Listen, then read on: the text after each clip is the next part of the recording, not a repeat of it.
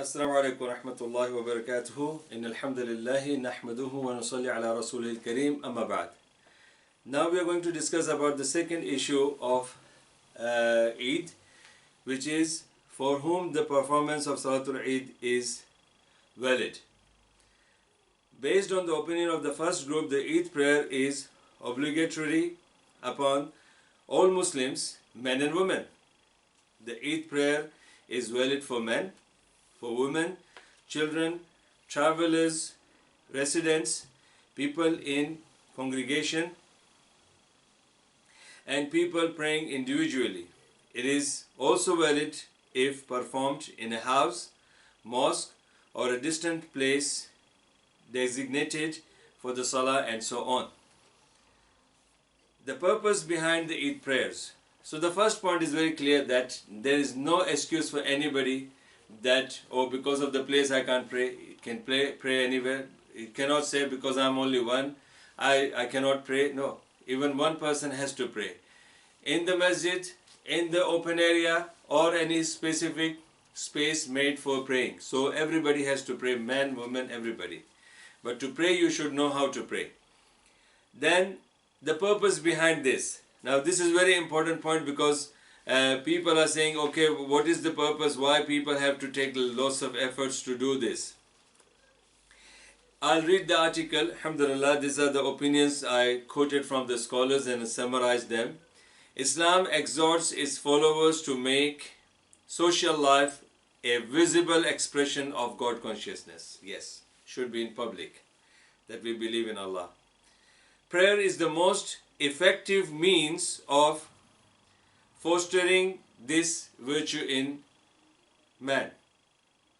This is the reason why it has been made essential for Muslims to observe obligatory prayers in congregation. It starts with 5 daily prayers. Then Jummah is a step forward in this respect. Then comes the Eid's prayers, and then once in the year the Hajj. The purpose behind it is to provide opportunities to a greater number of Muslims to attend large congregation in an atmosphere of religious piety.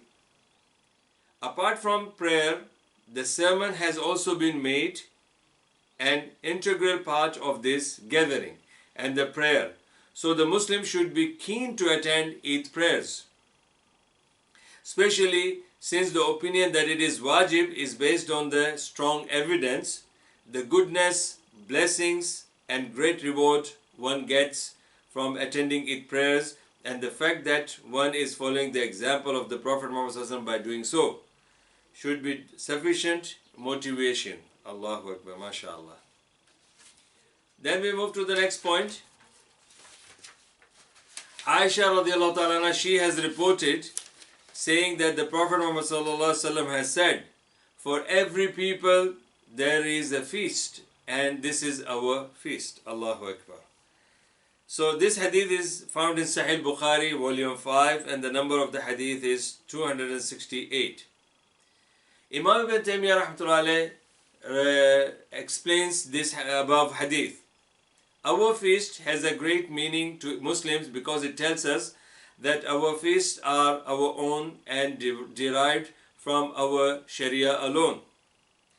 Holidays are usually based on religious traditions. It is very important that we demonstrate our celebrations with great joy and gathering, and observe them in such a way that distinguishes us from the mushrikeens. The Prophet Muhammad has ordered us in numerous in numerous occasions, and also in many speeches he has also ordered us to defy the mushrikeen, to be different from the mushrikeen, and these Eids are among those acts of worship that Prophet wanted us to take special care of. That is why he said that after seeing that the people of Medina had 2 holidays which they celebrated from before, pre-Islamic days, before Islam, which is reported by Anas ibn Malik radiallahu anhu, that the Prophet said, Allah has given you better than these feasts referring to the Jahiliyyah. The Eid al-Adha has the feast of sacrifice, and Eid al-Fitr, the breaking of the fast. MashaAllah. So this is again very important point, that every Muslim should go for it, and why they should go for it, and this is the main reason we are learning. Due to these clear facts, Muslim scholars put great emphasis on the concept of being different from the non-Muslims in our ceremonies. This is because ceremonies have great effects over the human mind and their behavior. Being different in our ceremonies also means that we must not participate the mushrikeen ceremonies on their holidays, because if they do all those kind of mixing, haram, all those kind of things, worshipping to other gods, serving to them, all these things are not something which Muslims should be doing, so we must avoid that. And it is mentioned in Sunan al-Bayhaqi, and this is in Sunan al-Bayhaqi, volume 9, page 234, where it is mentioned by Umar radiallahu anh that he said, "Do not learn the language of the mushrikeen without a necessity, nor enter the churches of mushrikeen on their festivals, because the anger of Allah descends on them." So this was the opinion of Umar ibn Khattab radiallahu anh. If you are invited to enter the church for giving da'wah and preaching your religion, then that's fine. If the Christian scholar wants to debate and he asked you to come to his church, you should not say, "No, I'm not going to your church because it's a mushrik, it's a place where the shirk is happening." No, for da'wah we have to go there and we have to tell what is right and what is wrong.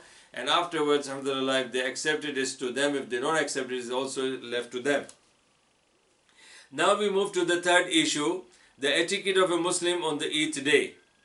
That removing all offensive smells which might harm others.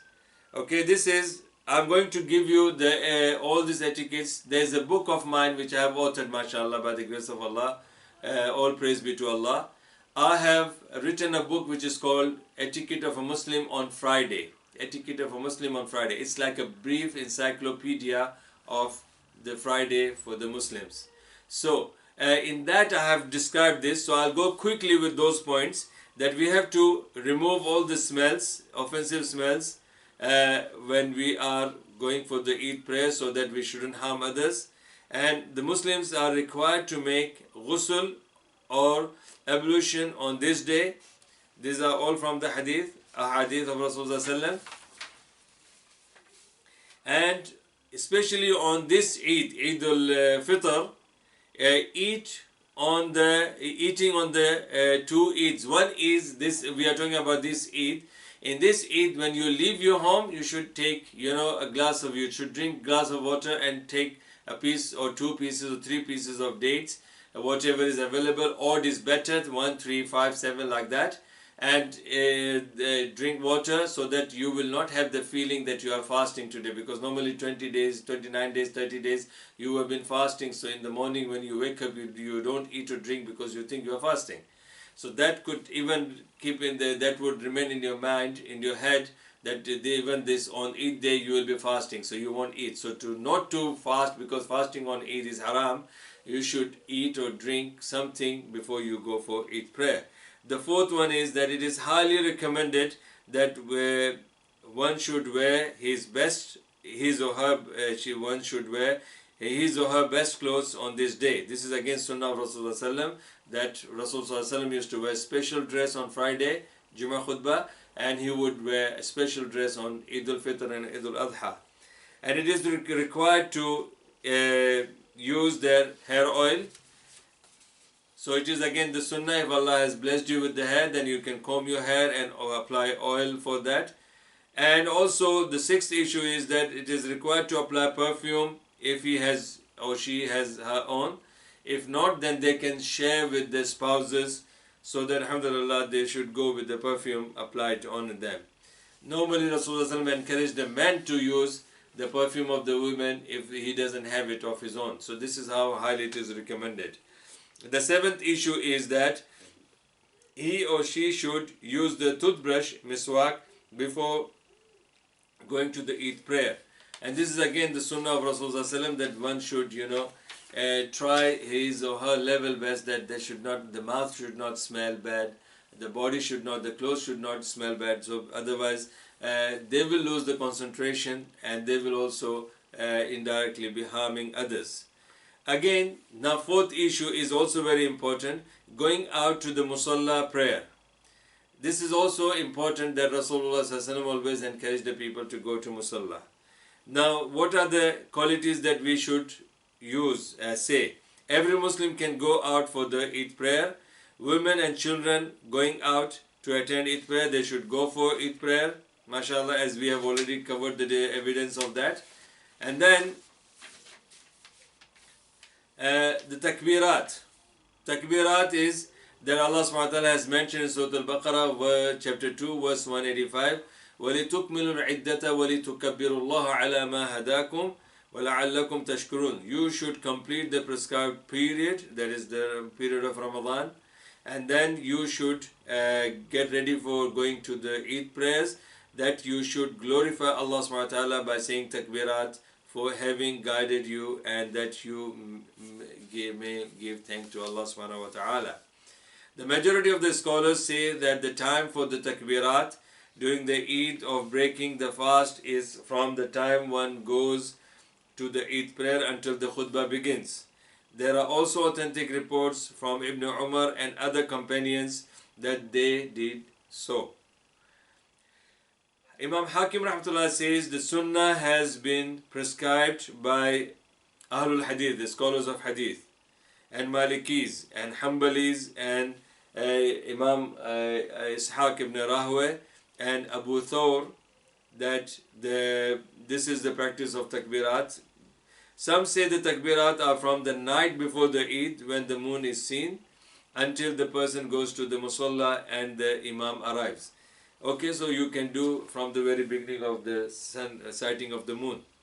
Women can also pronounce the takbirat, and this is also mentioned in Sahih Bukhari, volume 2, and page 47, and the hadith is 88, where the women were, stand behind the man and they would say takbir. This is what Rasulullah told the Sahaba. How can one say takbirat, and what are the words? The takbirat are Allahu Akbar, Allahu Akbar, Allahu Akbar, Allahu Akbar kabira, La ilaha illallah, Wallahu Akbar, Allahu Akbar, Walillahi alhamd.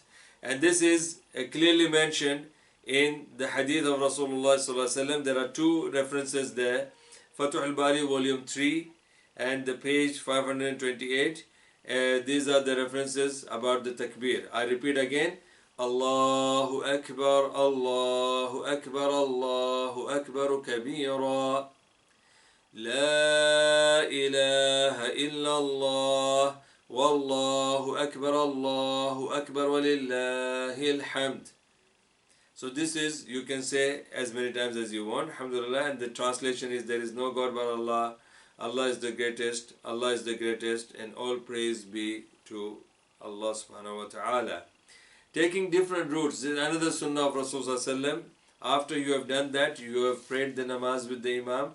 When you are coming back to your home, or you're going to your relatives or meeting people, you should change the route. Suppose if you have gone from road A, then change while you come back through road B.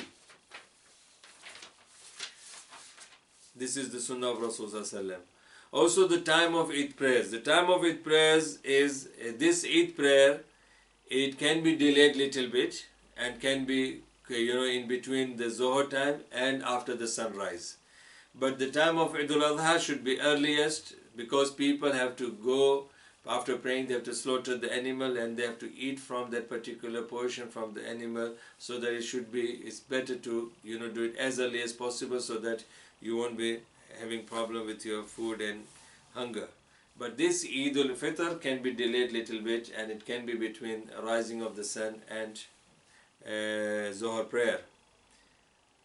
Number 5, the adhan and the iqama for the Salatul Eidain. There is no adhan, there is no iqama. So that means when you go, or when the imam arrives, you don't have to give the adhan for the Eid prayer, or you don't even have to say iqama for the Eid prayer. There is no sunnah rakat before or after the Eid prayer. There is no sunnah rakat before or after Eid prayer.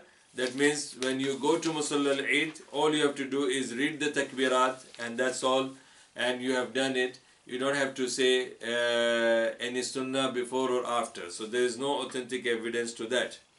Now the Eid prayer, how the Eid prayer should be offered. Every Muslim must pray. This is our fifth issue, inshallah, that every Muslim should pray Eid prayer as the Prophet ﷺ prayed. The Prophet ﷺ has said, pray as you see me praying. So Prophet ﷺ, the way he offered Eid prayer, we should offer the Eid prayer the same way. If we are trying to change it and we are making it our own way, then definitely the bottom line is Allah will not accept our prayers. Number one, it is the only 2 rakat and not more. This is again, the evidence is mentioned in Sahih Bukhari, and also it is mentioned in Irwa al-Ghalil by Imam Albani Rahmatullah Alayh, volume 3, pages 105 and 106, and the hadith number is 638. Also the takbirat during Salatul Eidain. The authentic narration and most authentic amongst the other narrations, the most authentic narration is that when Imam says Allahu Akbar, then after folding the hands, we have to say 7 times Allahu Akbar. Some day 3 times. It is their responsibility if they know and they are convinced that it is right. I have nothing to say about that.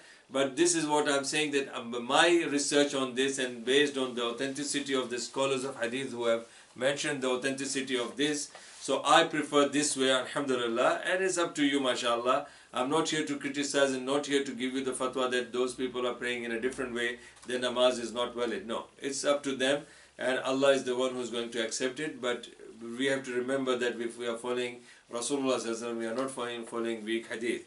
So